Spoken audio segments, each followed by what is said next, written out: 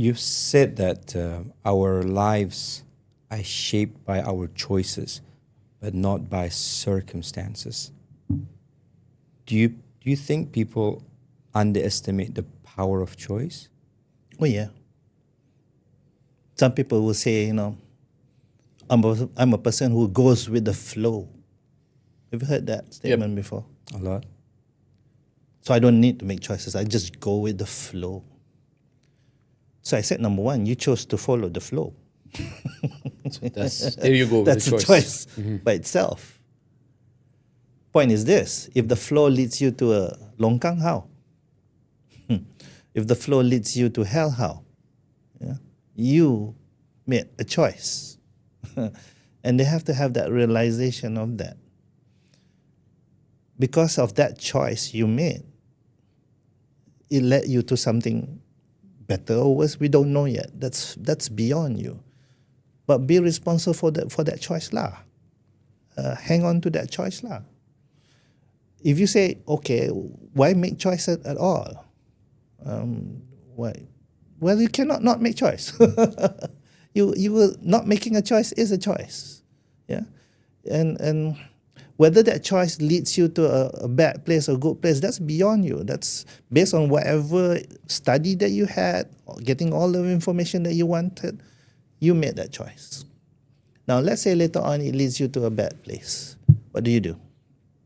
You make another choice. It leads you to another bad place. You make another choice. It leads you to another bad place. You make another choice. Until when? Until when do you have to make different choices? Until when? Until life ends. Until you're satisfied. Don't die yet. Until you're satisfied. Satisfied? Satisfied. With what? What do you mean? Satisfied means you're okay with it. But if you're making all the bad choices, how can you be okay with it? That's why you keep changing it. Okay. You make the choice. The reason you make a choice because you don't feel good about it, so you make another choice. Still don't get the result that you want. You make another choice. You make another choice. You make another choice. Until when? Until you're satisfied. Because when you're satisfied, you reach this level of acceptance. The Arabic word for that is rida. Yeah, meaning to say God knows best, and you let go. Okay. It's like when, as a learning facilitator,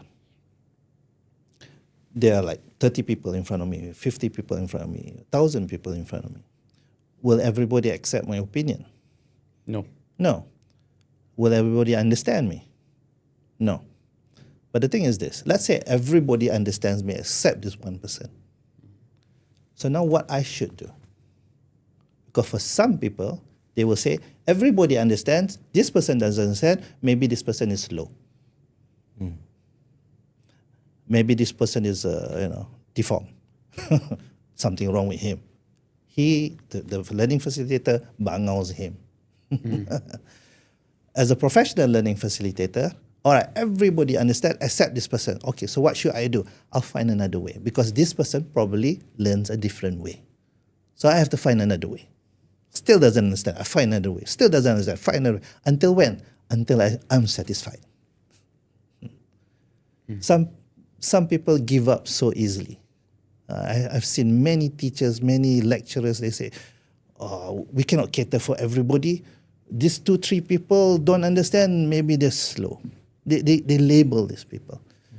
And when I ask them, okay, have you used another way? Oh yes, 3 times. 3 other ways. Some people know, they keep using the same strategy. You use the same strategy, you get the same results. How many strategies have you changed? 3, 4, 5? Or have you done more? Have you really, really, really, go out of your way to find another way to help this guy? This goes back to that point earlier I made. You cannot teach the guy. You just facilitate the knowledge. In Islam, we learn, sampaikan walaupun 1 ayat. Sampaikan. Bukan ajarkan. Convey. Not convince. Because this one guy, probably 8 years later, will come back to you and say, sir, I finally understand what you said 8 years ago. It is not my job to teach the guy. It is my job to find as many ways as possible to help this person learn. the message was in my spam folder. Yeah. Okay.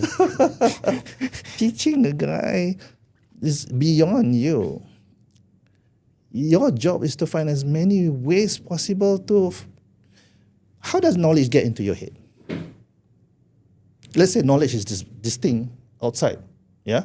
Want to get into your head. How? The way I look at it is just like phones, right?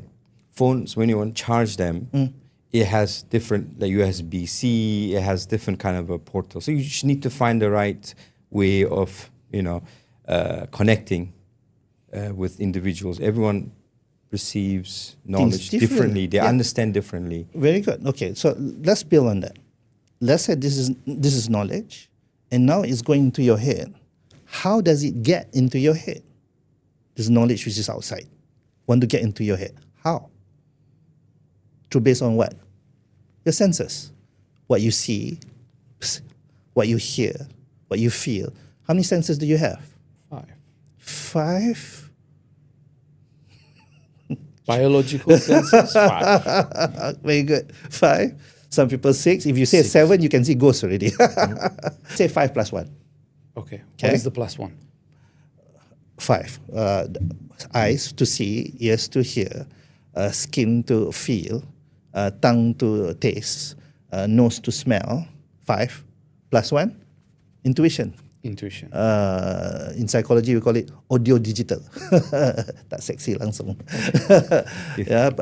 Men call it gut feeling, women call it intuition. Same thing. Yeah, plus 1. So what does it mean? Knowledge, to get into your head, you have to switch on as many senses as possible. The more senses you switch on, the faster it gets into the head.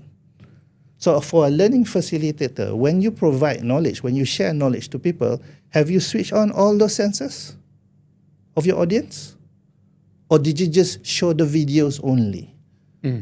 Whereby the visual people will say, fun, there's a lot of fun. But the auditory people, they will go. The kinesthetic people, what to do. Or are you kind of person who story after story, example after example, joke after joke? The auditory audience will say, wow, this is a good program, but the visual people will be, the kinesthetic people will say, what to do. So as you're providing knowledge, you want to switch on as many senses as possible. And that's your job. Don't bangau them. Your job to switch on as many senses as possible. So it's not just about showing videos. It's about the words you use, the tone you use, the music you play, the activities that you get them to do. As many as possible, even to the sense of smell. Yeah? I've done one whereby I said, we talk about change.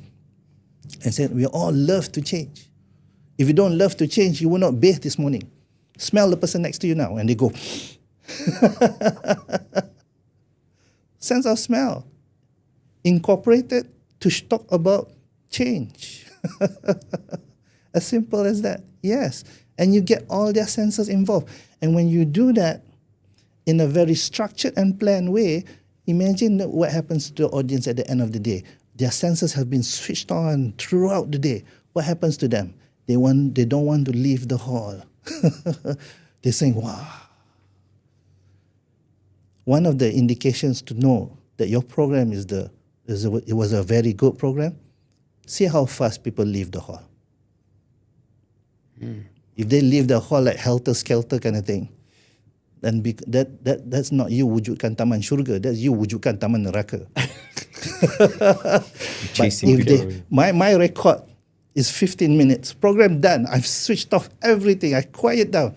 And they're still in the hall discussing among themselves, sitting there. They don't move for 15 minutes. Then you know. We see that often with our trainers, especially the ones who score very high. There you go. 4.8, 4.9, 5 out of 5. That particular trainer, that particular learning facilitator have wujudkan that taman syurga. That people just find it difficult to live. Yeah, they keep asking questions even though the trainer There says you go. session has ended. There you go. Okay, I want to take you back to what you said earlier. You were saying that you make decisions and you change them until you are satisfied. Correct. All right.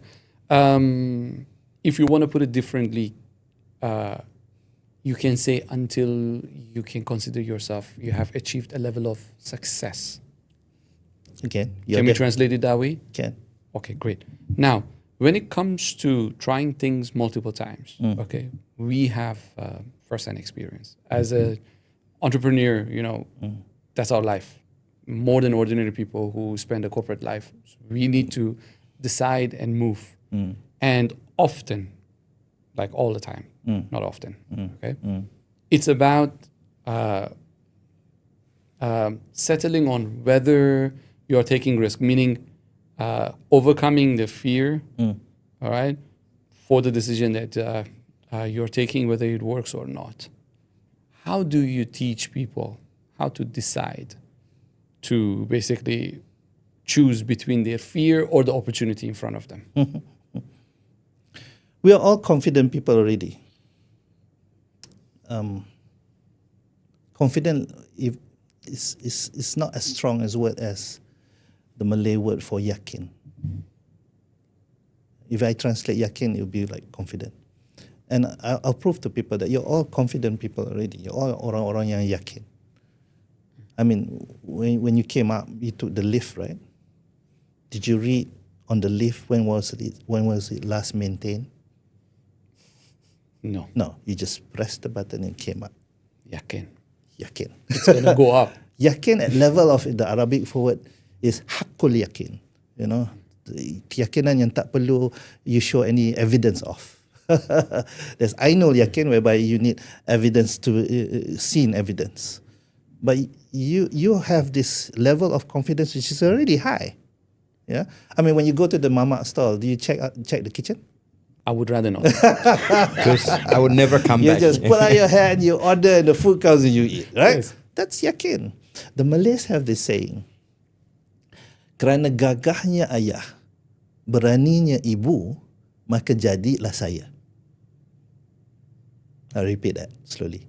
Kerana gagahnya ayah, beraninya ibu, maka jadilah saya. Because the father is strong and the mother is brave, therefore I am here.